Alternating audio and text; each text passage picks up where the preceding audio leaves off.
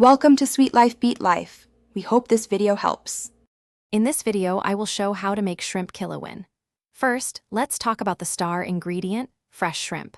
You'll want about 1 pound of medium-sized shrimp. Begin by thoroughly cleaning and deveining them. This step is super important for both taste and hygiene.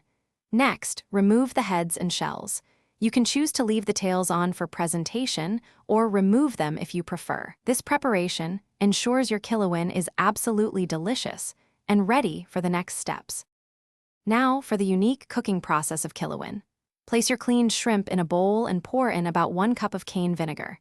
This acidic marinade will gently cook the shrimp without any heat. Let them marinate for approximately 5 to 10 minutes. You'll notice the shrimp changing color, turning opaque pink, which means they are perfectly cooked and ready for the next stage. This method gives Kilawin its distinct fresh flavor. Next, let's create that vibrant Kilawin dressing.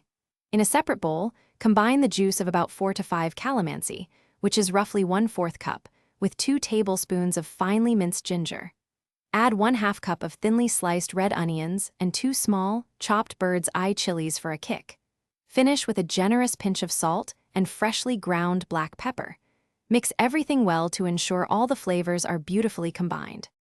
Finally, it's time to bring everything together. Drain any excess vinegar from your marinated shrimp, then gently fold them into the prepared dressing. Make sure every piece of shrimp is coated in that delicious, tangy mixture.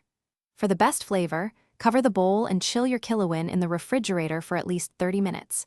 This allows the flavors to meld beautifully. Serve it fresh, perhaps garnished with some chopped cilantro or spring onions. Enjoy your homemade shrimp Kilawin. Thanks for watching. Consider subscribing if we helped you.